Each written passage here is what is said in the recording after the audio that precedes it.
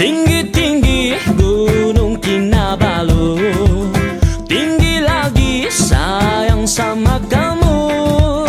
Biru-biru ujung Kinabalu, tengok dari jauh hati saya rindu.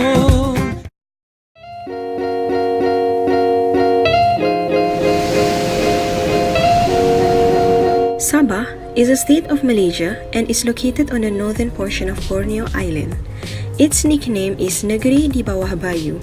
It has land borders with both Sarawak and Indonesia, whereas it shares maritime borders with Vietnam and Philippines.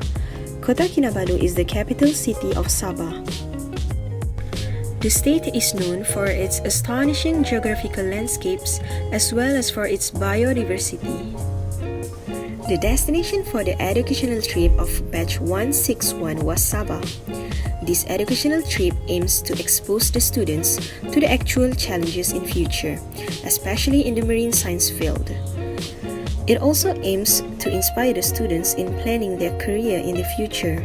Lastly, it is to give opportunity to the students to observe the marine life and the ecosystem in Sabah as well as in the surrounding islands. 27 students were involved in the educational trip. Alongside, there were 3 lecturers, namely Dr. Nazifa, Dr. Fuad, Dr. Zahir, and 1 senior J. The educational trip lasted for 4 days, beginning on the 29th of January until 1st February 2018.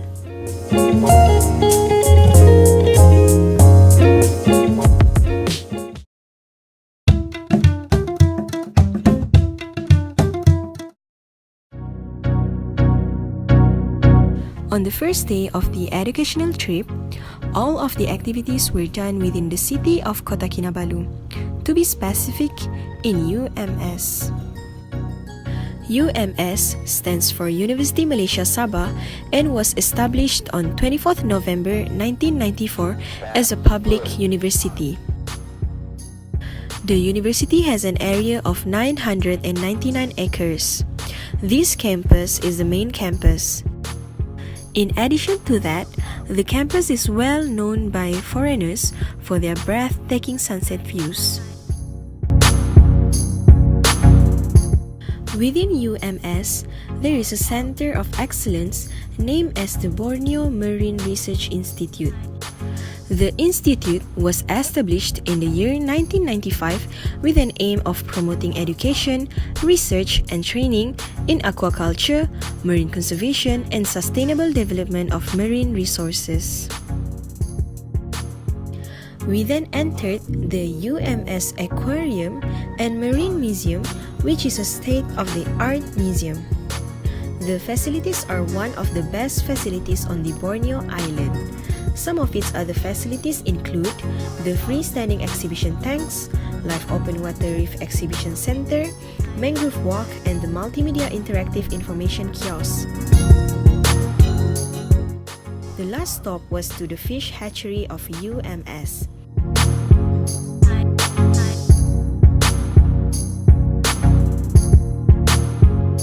They practice hybridization on the grouper fishes.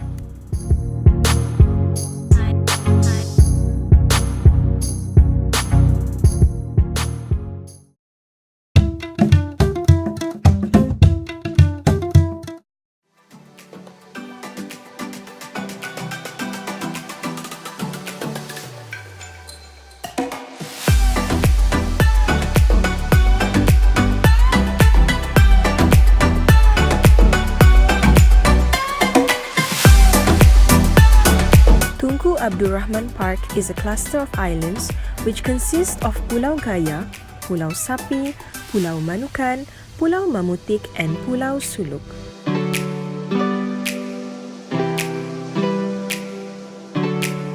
The park is spread over 4,929 hectares and can be accessed through Jesselton Point Ferry Terminal in downtown Kota Kinabalu. Due to time restriction, we only managed to visit Pulau Sapi and Pulau Manukan. Those beautiful islands aren't just for sunbathing. In fact, you can do activities such as snorkeling, diving, and parasailing.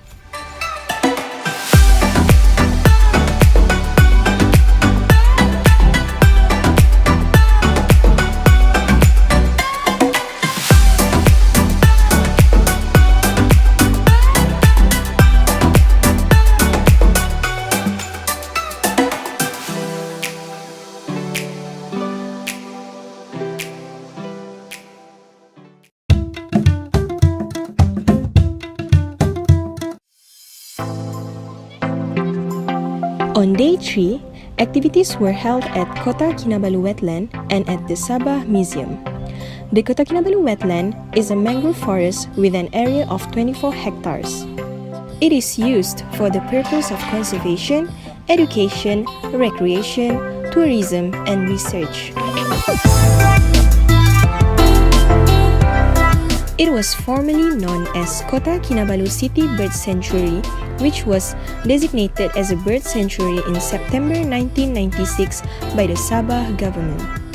Later in the year 1998, it was declared as a state cultural heritage site. A 1.5-kilometer boardwalk brings us deep into the mangrove, which is a unique ecosystem where the land meets the sea. A stroll on the boardwalk is a pleasant experience whereby one can enjoy the fresh air and tranquility while spotting interesting birds, plants, and wildlife.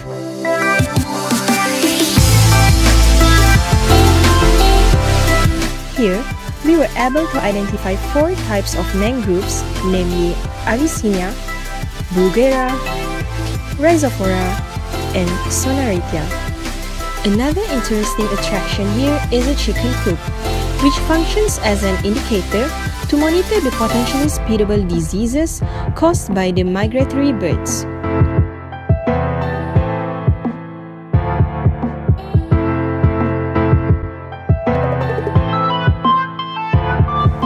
The Sabah Museum, which is located in the shophouses at Gaya Street, Kota Kinabalu, was officially opened on July 15, 1965.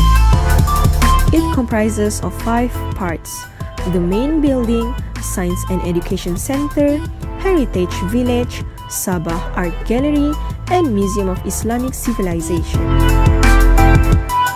The first part that we visited was the main building, which consists of ethnography, natural history, ceramics, archaeology, and history galleries, all of which would showcase the history of Sabah as well as its rich and diverse cultures. Another attraction in the main building is a huge whale skeleton measuring up to 18.6 meters long. According to the Malaysian Book of Records, it is the biggest whale skeleton exhibit in Malaysia. From there, we moved on to the Heritage Village. The village allows guests a chance to view different replicas of Sabah's traditional houses within a small vicinity.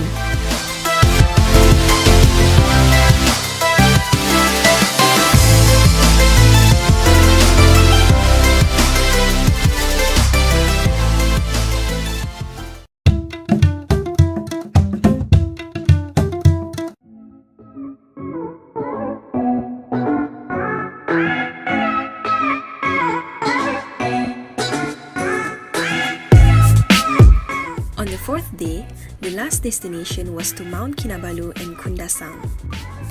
Mount Kinabalu is the tallest mountain in Malaysia with a height of 4,895 meters.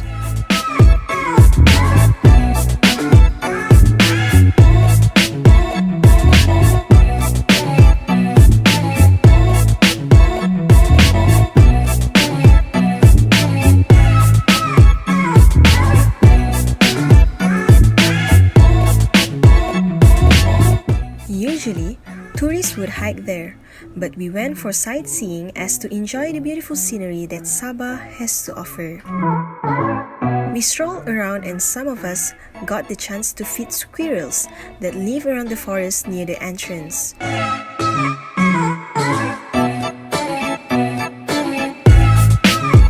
Our next destination is Kundasang, which is an amazing little town hidden in the lap of the majestic Mount Kinabalu. It is located in the Ranau district of Sabah. The slow pace of life in the valley's steep and natural beauty will force you to look at life through rose-tinted glasses. Not many people know about Kundasang and its pristine beauty. Being a little town in the state of Sabah, Kundasang does not offer much connectivity with the other parts of the country. We took about 2 hours to reach from Kota Kinabalu. Although it is a long and challenging journey, because of the small and meandering routes, we really enjoy every moment along the journey. A Apart from the majestic Mount Kinabalu itself, there is a cattle farm called as Desa Cattle Dairy Farm located at its foothill. It has an area of 199 hectares and it is the source of producing 900,000 liters of milk per year. One of the activities that was done there is feeding the calves and goats. The admission fee is of 5 ringgit per person. It is open daily from 8 a.m. to 5 p.m.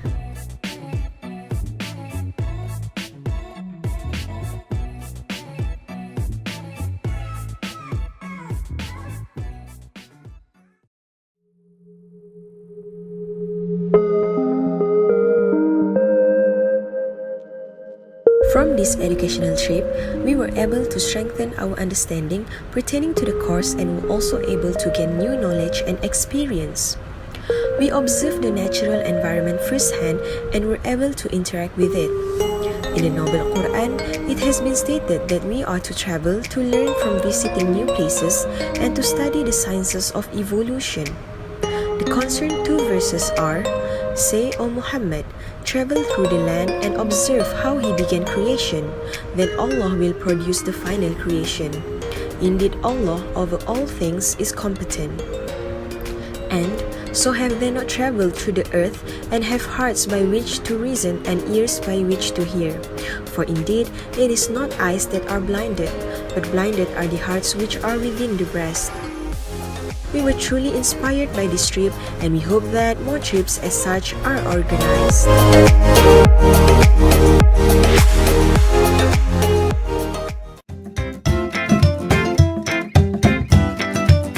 Tinggi-tinggi Gunung Kinabalu, tinggi lagi sayang sama kamu.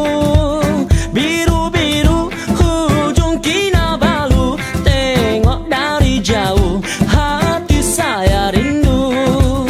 Kinabalu dekat di tindas. Nari sikit. Banyak sekali pilih-pilih. Apa guna pergi luar negeri, naik Kinabalu, hati saya rindu. Video. Sumenep pun ramai menunggu, menari-nari lenggang. Turun. Video. Sekali melihat melepak Bye. jatuh cinta. Sayang Kinabalu, keamatan pesta bulan 5. Sayang kita pergi tamu, jalan tanpa ruli, hati saya rindu.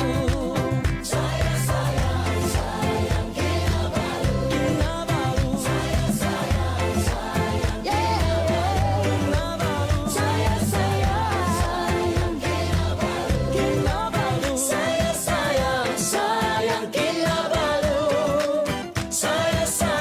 sayang Kinabalu. Good morning from Taman Negara, from our dorm specifically. Morning. So this is So this is part of Taman Negara. Kundasang. So this is part of Taman Negara where we are staying for 2 days and 1 night.